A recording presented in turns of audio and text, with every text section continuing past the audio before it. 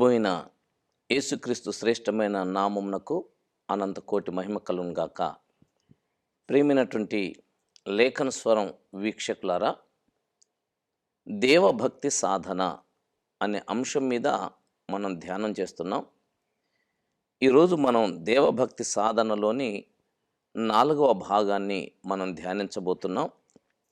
నేటి మన ధ్యానాంశం నిరీక్షణతో కూడిన భక్తి.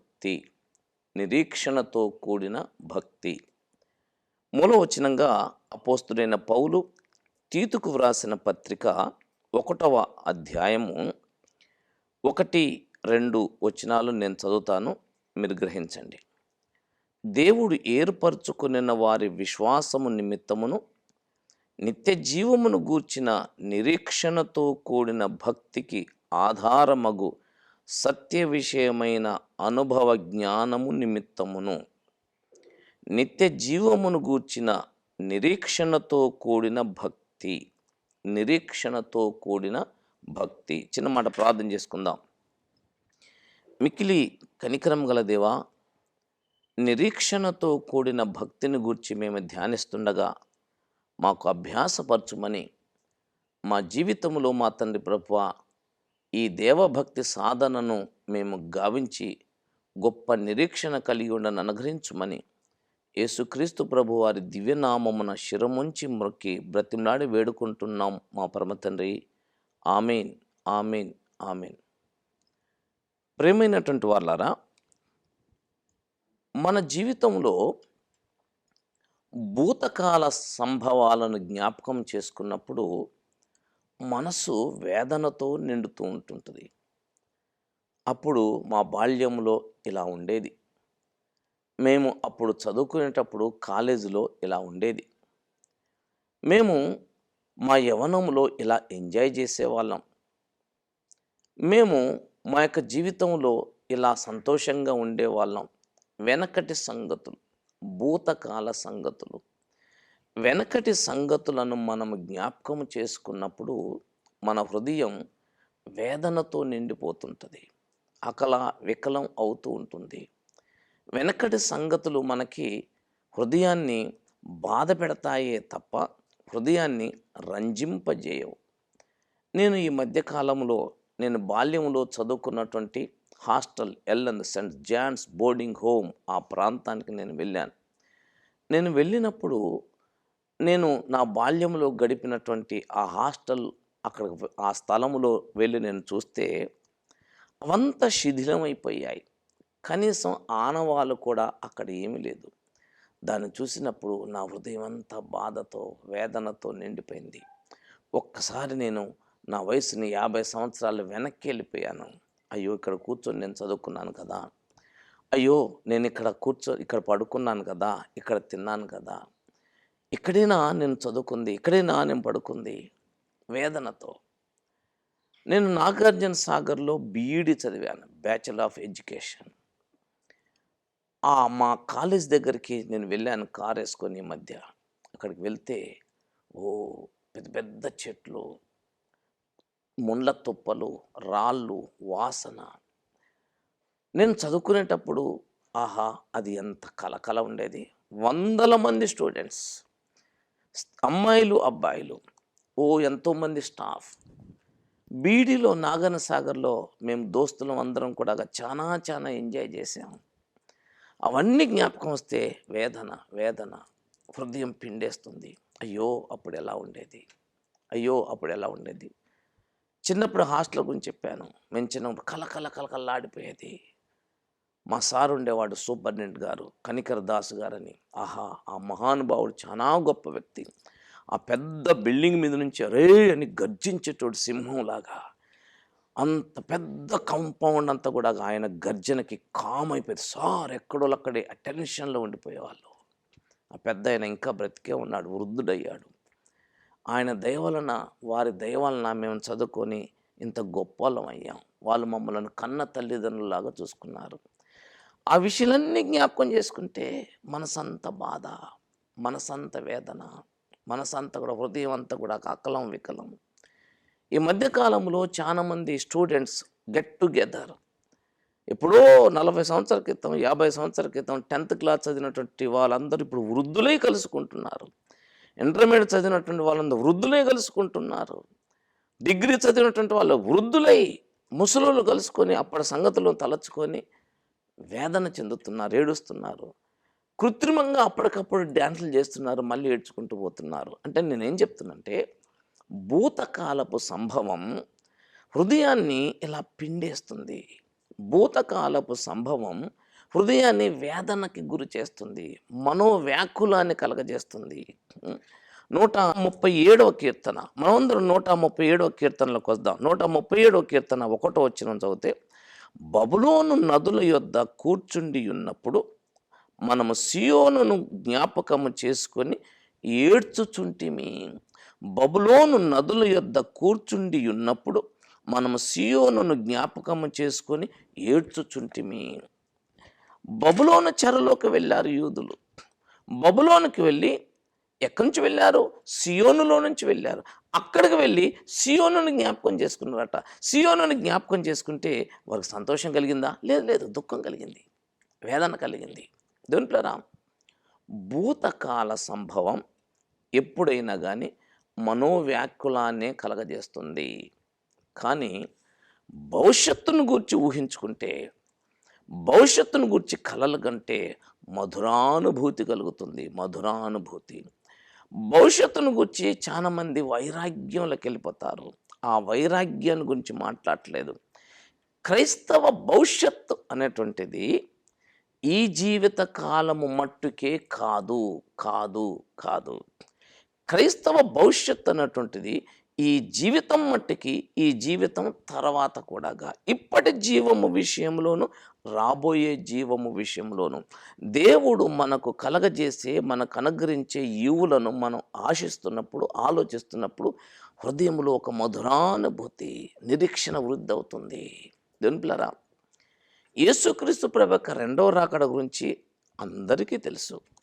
యేసుక్రీస్తు ప్రభు యొక్క 1000 ఏళ్ల పరిపాలన గురించి అందరికీ తెలుసు. యేసుక్రీస్తు ప్రభు వచ్చి క్రొత్త ఆకాశాన్ని, క్రొత్త భూమిని సృష్టిస్తాడు, నీతి పరిపాలన చేస్తాడని అందరికీ తెలుసు. That is knowledge. నాలెడ్జ్ వేరు, నిరీక్షణ వేరు, ఆశించటం వేరు. ఇక్కడ దేవుని యొక్క పిల్లల యొక్క భక్తికి కలిగే నిరీక్షణ అనేటువంటిది ఏం నిరీక్షణ అంటే, తీతుకు రాసిన పత్రిక 1వ అధ్యాయం 1వ వచనంలో ఏమన్నాడంటే, దేవుడు ఏర్పరచుకున్న వారి విశ్వాసం నిమిత్తము నిత్య జీవమును గూర్చిన నిరీక్షణతో కూడిన భక్తి. నిరీక్షణ అంటే భక్తిలో ఉన్న నిరీక్షణ, నిత్య జీవమును గూర్చిన నిరీక్షణ. ఆహా, నిత్య జీవమును గూర్చి ఒక్కసారి మీరు ఆలోచించండి, ఎంత మధురంగా ఉంటుందో. దీన్ని ఇలా అర్థం చేసుకోవచ్చు. ఎలా అంటే, పెళ్లి కానటువంటి ఒక అమ్మాయి, పెళ్లి కానటువంటి ఒక అబ్బాయి, వారికి సంబంధం ఏర్పరిస్తే, నిశ్చితార్థం జరిగితే, ఆ అమ్మాయి ఎన్ని కలలు కంటది. ఆ అమ్మాయి తన బాల్యమును జ్ఞాపకం చేసుకుంటుందా? తన కాలేజీని జ్ఞాపకం చేసుకుంటుందా?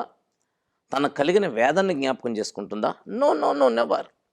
ఆ ప్రియుని జ్ఞాపకం చేసుకుంటుంది. తనకు తానే మురిసిపోతుంది, తనకు తానే ఒక్కతే నవ్వుకుంటుంది. ఓహో, ఆయన ఎంత బాగున్నాడో, ఆహా, ఆయన బుర్ర మీసాలు ఎంత బాగున్నాయి, అబ్బా భలే నడుస్తాడు, ఎప్పుడు నన్ను ముద్దు పెట్టుకుంటాడో, ఎప్పుడు నన్ను కౌగిలించుకుంటాడో. ఎంత మధురంగా ఉంటుందండి, ఆలోచించండి, ఎంత మధురంగా ఉంటుంది.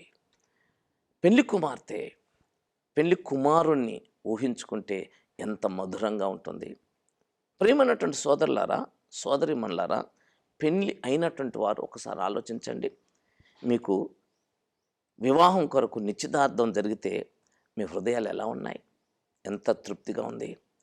మా ఆయనతో నా లైఫ్ని ఇలా ప్లాన్ చేసుకోవాలి, మా ఆవిడతో నా లైఫ్ని ఇలా ప్లాన్ చేసుకోవాలి, మేము ఇలాంటి పిల్లల్ని కనాలి, మేము ఇలా యాత్రలకు వెళ్ళాలి, మా పిల్లల్ని ఇలా చదివించాలి, మా కుటుంబం ఇలా ఉండాలి, మేము ఇలా ఇల్లు కట్టుకోవాలి. ఎంత మధురంగా ఉంటుందండి అనుభూతి, ఎంత మధురంగా ఉంటుంది.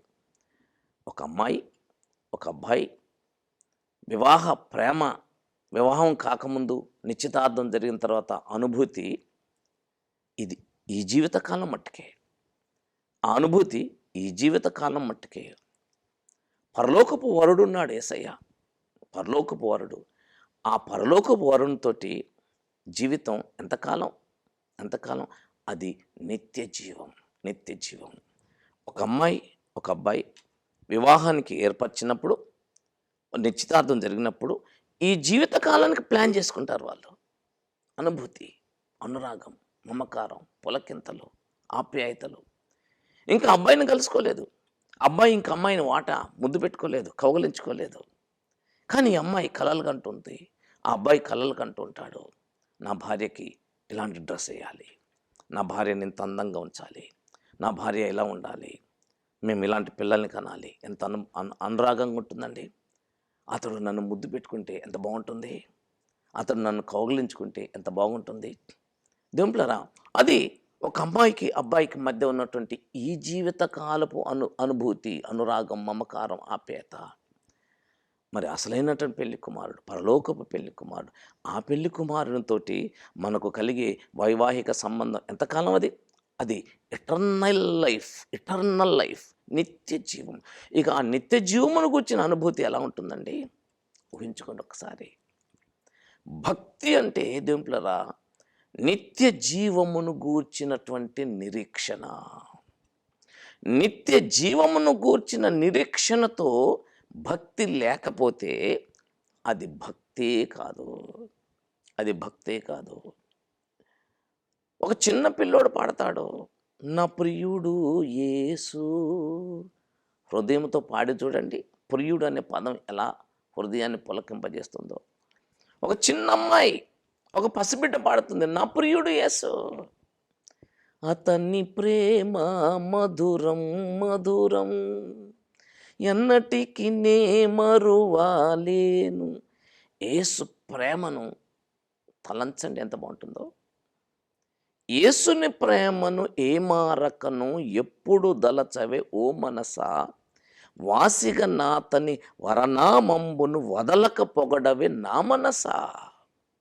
ఆహా, ఎంత బాగుంటుంది ప్రేమ, యేసుతో ప్రేమ. దేవుని పిల్లరా, యేసు ప్రేమలో పడండి, యేసుని ప్రేమించండి. అప్పుడు నీ హృదయం ఎంత అనుభూతితో, ఎంత మమకారంతో ఉంటుందో చూడండి. అదే భక్తి అంటే. భక్తి అంటే అదే. నిరీక్షణ ఉండాలి.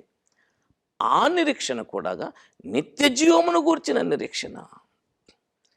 కేవలం ఈ జీవిత కాలము మట్టుకే కలిగే నిరీక్షణ కాదు. ఈ జీవిత కాలం మట్టుకు నిరీక్షణే, కానీ ఈ జీవితాన్ని దాటిన తర్వాత కూడా నిరీక్షణే. అలాంటి నిరీక్షణ లేకపోతే అది భక్తి కాదు, అది భక్తి కాదు. భక్తి అంటే కడుపుల నొప్పి తీసేసి, తలనొప్పి తీసేసి, జ్వరాన్ని తీసేసి, డబ్బులు ఇచ్చి, ఇల్లు కట్టించి, చచ్చిపోయి పూడ్చిపెట్టబడేది కాదు, కాదు కాదు కాదు. అసలు భక్తిని గూర్చిన నిరీక్షణ అసలు ఈ జీవిత కాలపు అవతలనే ఉంటుంది. ఇక్కడ ఒక మర్మం చెప్తాను, గ్రహించండి. ఆయన రాజ్యమును నీతిని వెతుకుతూ ఉంటే, ఆయనను వెతుకుతుంటే ఈ జీవితకాలం యువతల కావలసినవన్నీ నీకు ప్రొవైడ్ చేయబడుతూ ఉంటాయి. వీటిని గురించి నువ్వు అంతగా నిరీక్షించాల్సిన అవసరం లేదు, ప్రయాసపడాల్సిన అవసరం లేదు. ప్రభు అనుగ్రహిస్తాడు. కానీ నీ మనసు అవతలు ఉండాలి, నిత్య జీవమును కూర్చున్నటువంటి నిరీక్షణ కలిగి ఉండాలి. అయితే ఇక్కడ నిత్య జీవం అంటే ఎప్పుడు జీవించటం గూర్చి మాత్రమే కాదు. నిత్య జీవం అంటే యేసుక్రీస్తు ప్రభువే, యేసుక్రీస్తు ప్రభువే. ఆ యేసుక్రీస్తు ప్రభువే నిజమైన దేవుడును నిత్య జీవమునై ఉన్నాడు. మొదటిసారిగా యోహాను మొదటి పత్రిక 5వ అధ్యాయం 11వ వచనం చూడండి. యోహాను మొదటి పత్రిక 5వ అధ్యాయం 11వ వచనం. ఆ సాక్ష్యం ఏమనగా, దేవుడు మనకు నిత్య జీవమును దయచేసెను, ఈ జీవము ఆయన కుమారుని యందున్నది. దేవుడు మనకు నిత్య జీవాన్ని దయచేశాడు. ఈ నిత్య జీవము దేవుని కుమారుని యందు ఉన్నది. ఇదే యోహాను మొదటి పత్రిక 5వ అధ్యాయము 20వ వచనం. మనము సత్యవంతుడైన వానిని ఎరగవలనని దేవుని కుమారుడు వచ్చి మనకు వివేకం అనుగ్రహించి ఉన్నాడని ఎరుగుదుము. మనము దేవుని కుమారుడైన యేసుక్రీస్తు నందున్న వారమై సత్యవంతుని అందున్నాము. ఆయనే నిజమైన దేవుడును నిత్య జీవమునై ఉన్నాడు. యేసుక్రీస్తు ప్రభు ఏమై ఉన్నాడు అంటే ఆయనే నిజమైన దేవుడును నిత్య జీవమునై ఉన్నాడు. నిత్య జీవమును గూర్చిన నిరీక్షణ అంటే యేసుక్రీస్తు ప్రభు మీద పెట్టుకున్న మనసు అంతే. యేసు మీద మనసు పెట్టుకోండి. పౌలు అంటాడు, సిలువ వేయబడిన యేసుని ఎరగండి, సిలువ వేయబడిన యేసు మీద ధ్యానం ఉంచండి, సిలువ వేయబడిన యేసుని ఆలోచించండి, ధ్యానించండి, మురిసిపోండి. దేవుని పిల్లరా, అది భక్తి అంటే. భక్తి అంటే నాకు డబ్బులు కావాలి, నాకు ఇల్లు కావాలి, నాకు భార్య కావాలి, నాకు పిల్లలు కావాలి, నాకు ఉద్యోగం కావాలి, నాకు ధనం కావాలి, నాకు వస్త్రాలు కావాలి. దేవుని పిల్లరా, ఇది భక్తి కాదు. దేవుణ్ణి అవసరాల కోసం వాడుకుందాం అనేటువంటి ఒక కుయుక్తి. భక్తి అంటే ఎవర్ లాస్టింగ్ లైఫ్ గురించి, నిత్య జీవమును గురించి ఆలోచించేది. దాన్ని సాధన చేయాలి. అది అంత సులువుగా అబ్బేది కాదు. నా వ్యక్తిగత అనుభవాన్ని నేను మీకు చెప్తున్నాను. నేను ప్రతిరోజు నా భూతకాలాన్ని జ్ఞాపకం చేసుకుంటూ ఉండేది. ఆ భూతకాలాన్ని జ్ఞాపకం చేసుకున్న ప్రతిసారి హృదయం అంతా వేదనతో నిండేది. కానీ దేవుడు నాతో మాట్లాడాడు, వెనక్కున్నవి మర్చిపో, ముందున్న వాటి కొరకు వేగిరపడు. ఎప్పుడైతే భూతకాలంలో దేవుడు క్షమించినటువంటి ఆ క్షమాపణను బట్టి దేవునికి కృతజ్ఞతలు చెల్లిస్తూ భవిష్యత్తుని, నిత్య జీవాన్ని, యేసుక్రీస్తు ప్రభుని ఆలోచించడం ప్రారంభం చేశాను. ఆహా, ఈ పృథ్వీ, ఈ సువిశాల భూమి, ఇక్కడున్న పచ్చిక బయళ్ళు, ఇక్కడున్నటువంటి పర్వతాలు, లోయలు, ఇక్కడున్నటువంటి నదులు, సెలయేరులు, ఇక్కడున్న అందాలు, చందాలు, గాలి, పైరు గాలి, పార్కులు, లేడి పిల్లలు, పక్షులు, పశువులు, అవునండి, ఈ భూమి మీద ఉన్నటువంటి సకల విధమైనటువంటి అందచందాలు, ఇవన్నీ యేసు ముఖాన్ని చూసినప్పుడు బలాదోర్, ఏది పనికిరాదు. కశ్మీర్ లోయను చూస్తే ఆహా, ఆ అందాలు ఎంత అద్భుతమో అంటారు.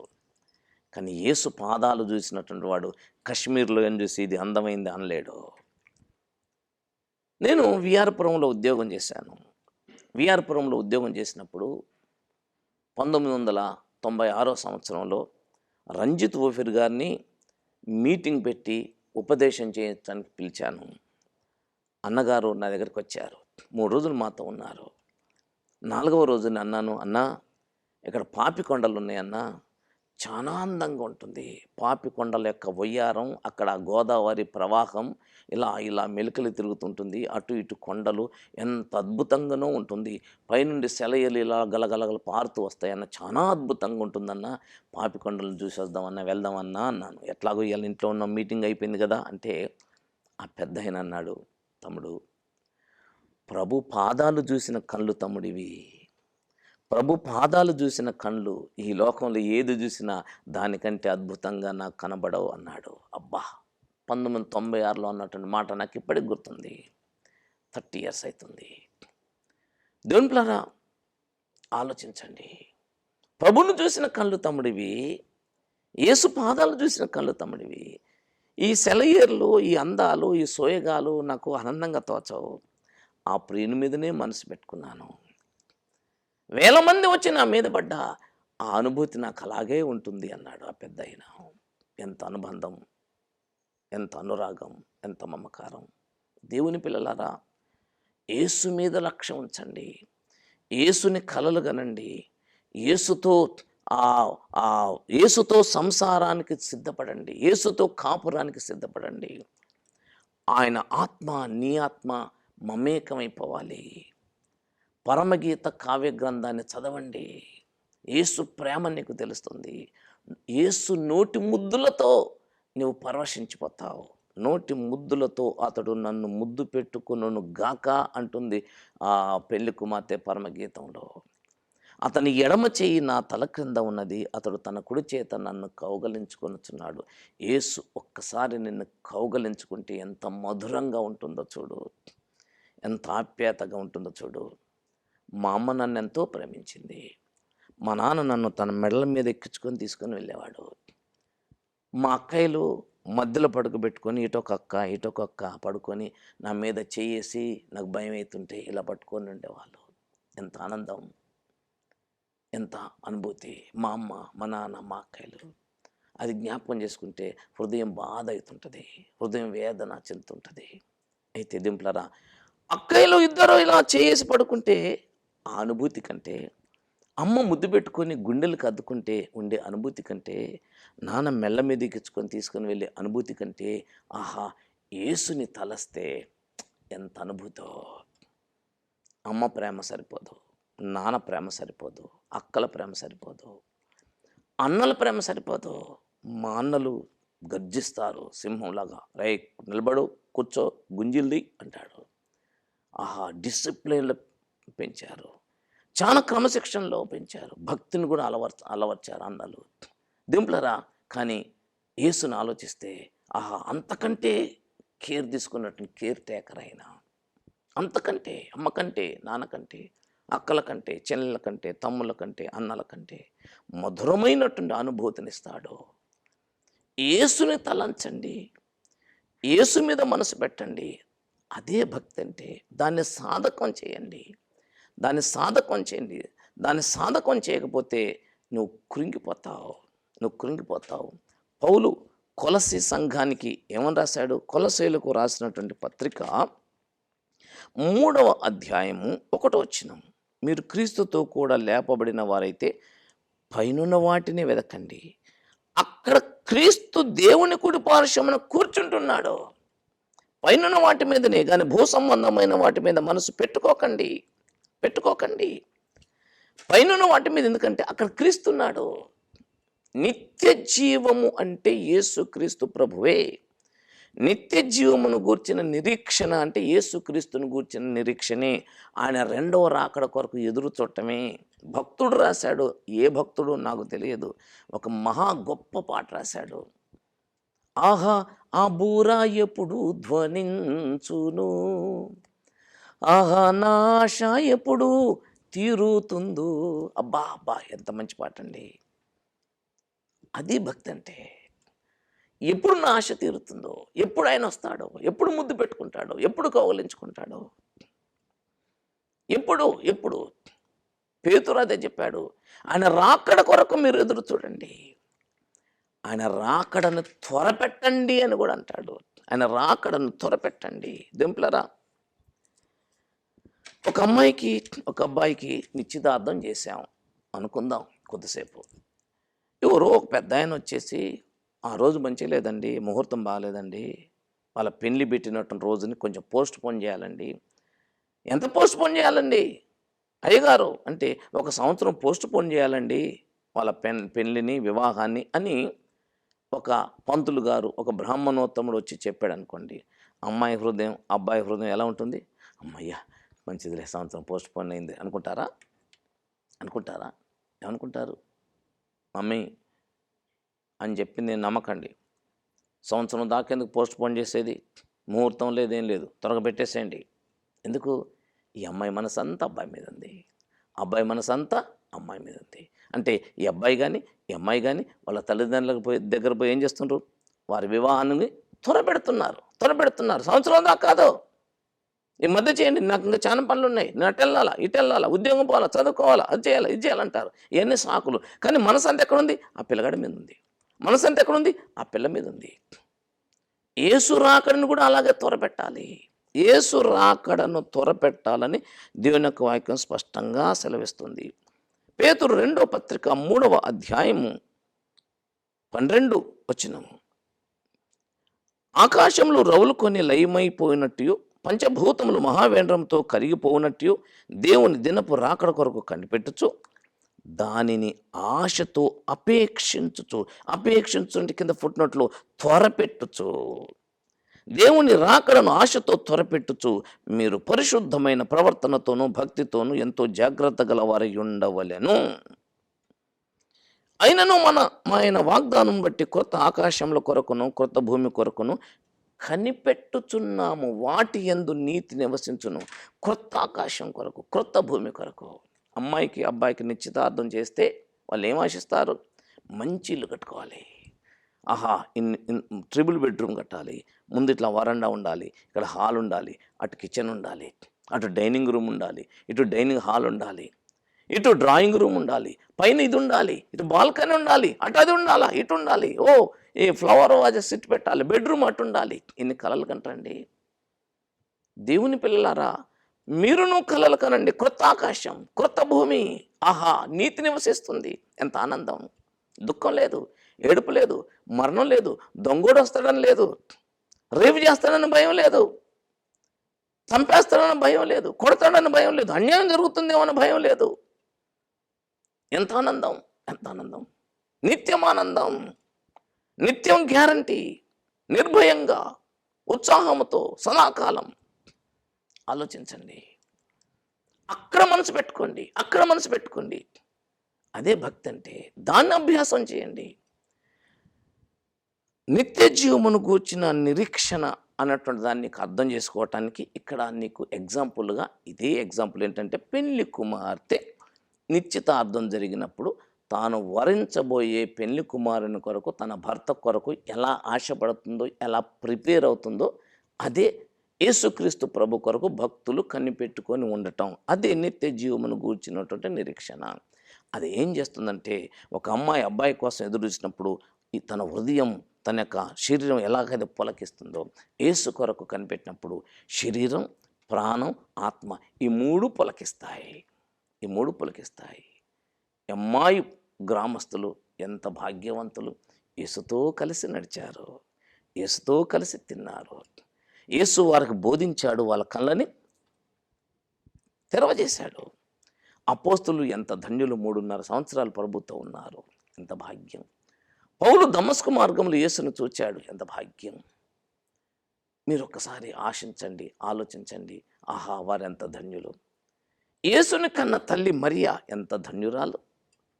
యేసు పాదాలని తల వెంట్రుకలతో తుడిచినటువంటి పాపాత్మురాలైన స్త్రీ మగ్దలేని మరియా, బేతనీయులో ఉన్నటువంటి మరియా ఎంత ధన్యురాలు వాళ్ళు.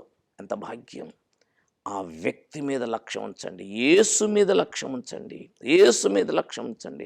విశ్వాసమునకు కర్తయు దానిని కొనసాగించువాడైన యేసు వైపు చూడండి. యేసు వైపు. అదే భక్తి అంటే. యేసు ఎప్పుడు వస్తాడా? రాజ్యం ఎప్పుడు తెస్తాడా? ఎప్పుడు ఆయనతో నేను ఉంటానా? హనోకుని జ్ఞాపకం చేసుకోండి. హనోకు పొద్దుటే లేచి యేసయ్య చేయబట్టుకొని ఇలా నడుచుకుంటూ పోయేవారు. అబ్బా! ఆ భాగ్యం నాకు ఎప్పుడు వస్తుందా? నాశించండి. అదే భక్తి అంటే. యేసుని గూర్చి కలలు కనేదే భక్తి. యేసుని గూర్చి ఆశపడేదే భక్తి. యేసు యొక్క రాకడను అపేక్షించేది, త్వరపెట్టేదే భక్తి. యేసుతో పాటు సదాకాలం జీవించాలి అని ఆశించేదే భక్తి. యేసుకు వెలుపల నువ్వేది కోరుకున్నా అది భక్తి కాదు, కాదు, కాదు. దేవభక్తి సాధనలో దేవుని బిడ్డలారా, వెనకున్న వాటిని మర్చిపోయి ముందున్న వాటి కొరకు వేగిరపడండి. ముందున్న వాటి కొరకు అంటే యేసు కొరకు వేగిరపడండి. ఆ యేసే నీకు హాయి, ఆ యేసే నీకు ఆప్యాయత, ఆ యేసే నీకు మమకారం, ఆ యేసే నీకు ఆహారం, ఆ యేసే నీకు నీరు, ఆ యేసే నీకు వెట్ట, ఆ యేసే నీకు సుఖం, ఆ యేసే నీకు సౌఖ్యం. ఆయనే జీవాహారము, జీవజలం, సమస్తం ఆయనే. Everything he will provide to you. అన్నీ ఆయన యందున్నవి. ఆయన ఒక్కరిని సొంతం చేసుకో, ఆయన ఒక్కరిని సొంతం చేసుకో. సొంతం చేసుకోవాలంటే ఆయన మీద మనసు పెట్టు, ఆయన మీద మనసు పెట్టు. నీ ధ్యాసంతా ఆయన మీద పెట్టు. ఇక్కడ ఉన్నవన్నీ మర్చిపో. Everything you should be forget everything you should be forget. మొత్తం వదిలేసాయి. మర్చిపో. యేసు మీద లక్ష్యం ఉంచు. అప్పుడు ఇక్కడ కావలసినన్నీ ఇస్తాడు, నిత్య జీవాన్ని ప్రసాదిస్తాడు. దాన్ని అభ్యాసం చేయడమే దేవభక్తి సాధన. దేవభక్తి సాధనలో ముసలమ్మ ముచ్చటలను విసర్జించాలి. టైంపాస్ మాటలను వదిలిపెట్టాలి. దేవభక్తి సాధనలో అసంతృప్తిగా ఉండకుండా సంతుష్టి సహితమైన భక్తిని సాధన చేయాలి. దేవభక్తి సాధనలో నిత్య జీవమును గూర్చిన నిరీక్షణ, యేసు మీద మనసు పెట్టుకొని ఉండాలి.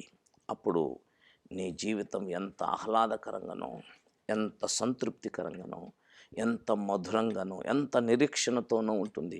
ఇక ఎన్ని ఇబ్బందులు కలిగినా ఎన్ని శ్రమలు కలిగినా ఇవన్నీ కూడా ఇప్పటి కాలపు శ్రమలు ఎన్నదగినవి కావు. పౌలు అదే అన్నాడు కదా, మన ముందున్నటువంటి బహుమానాన్ని మనం చూసినప్పుడు ఇప్పటి కాలపు శ్రమలు ఎన్నదగినవి కావు. ఏది మనల్ని కృంగదీయదు, ఏది కృంగదీయదు. నిత్య జీవమును గూర్చిన నిరీక్షణ అంటే యేసును గూర్చిన నిరీక్షణే. యేసు ఎప్పుడు వస్తాడా, యేసు ఎప్పుడు పెళ్లి చేసుకుంటాడా, యేసుతో ఎప్పుడు కాపురానికి వెళ్తామా, యేసుతో ఎప్పుడు జీవిస్తామా.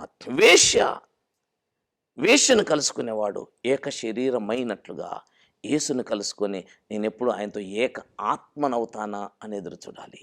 యేసుని కలుసుకునేవాడు ఆయనతో ఏకాత్మ అవుతాడు. శరీరం కలుసుకున్నప్పుడు ఎంత అనుభూతి, ఎంత మమకారం, ఎంత తృప్తి. శరీరం ఒక భార్య ఒక భర్త శరీరం కలుసుకుంటే అదొక అనుభూతి. కానీ యేసుతో ఆత్మ కలుసుకుంటే ఇంకెంత అనుభూతి. ఆ విషయాన్ని ఆ పౌలు కొరింథీ మొదటి పత్రిక 6వ అధ్యాయంలో చెప్పాడు. వేశ్యను కలుసుకున్నవాడు ఆమెతో ఏక శరీరమై ఉంటాడు, అలాగే ప్రభువుని కలుసుకున్నవాడు ఆయనతో ఏకాత్మ అయి ఉంటాడు. యేసుతో ఏకాత్మ కావటానికి ఉవ్విళ్ళూరేదే, ఆశించేదే, ఎదురు చూసేదే నిత్య జీవమును గూర్చినటువంటి నిరీక్షణ. నిత్య జీవమును గూర్చిన నిరీక్షణ. ఆ వచ్చినాన్ని చూపెట్టమని పరిశుద్ధాత్మ దేవుడు చెప్తున్నాడు కనుక ఆ వచ్చినాన్ని చూపెట్టి నేను ముగిస్తాను. కొరింథీ మొదటి పత్రిక 6వ అధ్యాయము 16, 17 వచనాలు. వేశ్యతో కలుసుకున్నవాడు దానితో ఏకదేహమై ఉన్నాడని మీరు ఎరగరా, వారిద్దరు ఏక శరీరమయ్యుందురు అని మోషే చెప్పుచున్నాడు కదా. అటువలే 17 వచనం, అటువలే ప్రభువుతో కలుసుకున్నవాడు ఆయనతో ఏకాత్మ అయ్యున్నాడు. ఒక అమ్మాయి అబ్బాయికి పెళ్లి కోసం నిశ్చితార్థం చేస్తే ఆ అబ్బాయితో ఏక శరీరం కావాలని ఎంత ఆశపడుతుంది. అట్లాగే యేసుతో ఏకాత్మ కావాలని నువ్వు ఆశించు. ఆ అనుభూతి ఎలా ఉంటుంది ఒక్కసారి ఊహించుకో. దాని కొరకు యేసుతో ఏకాత్మ కావటం కోసం ఎదురు చూచేదే నిత్య జీవమును గూర్చిన నిరీక్షణ. యేసు నీతో నేను ఏకాత్మ కావాలయ్యా. ఏక శరీరం అయినప్పుడు కలిగే అనుభూతి ఇంత మధురంగా ఉంటుందంటే ఇక ఏకాత్మ అయితే ఆ అనుభూతి ఆ మధురం ఎంత బాగుంటుందో. ప్రార్థన చేసుకుందాం. తల్ల ఉంచండి, కళ్ళు మూసుకోనండి. అందరూ ఒకసారి ప్రభువా ఆ అనుభూతిలోకి, ఆ సాధకంలోకి నన్ను నడుపు ప్రభువా అని ప్రార్థన చేయండి. దేవుని పిల్లలారా, నిత్య జీవమును గూర్చిన నిరీక్షణతో భక్తి లేకపోతే అది భక్తి కాదు. దేవ భక్తి సాధనలో నిత్య జీవమును గూర్చిన నిరీక్షణ లేకపోతే అది దేవభక్తి కాదు గనక దాన్ని సాధకం చేయండి. 1 రోజుతో 2 రోజులతో వచ్చేది కాదు. సాధకం చేయండి. యేసు నీతో నేను ఏకాత్మ కావాలి. ప్రేమగల దేవా, మధురంగా మా హృదయాలను పులికింపజేసేటట్లు మాతో మాట్లాడినందుకు స్తోత్రాలు.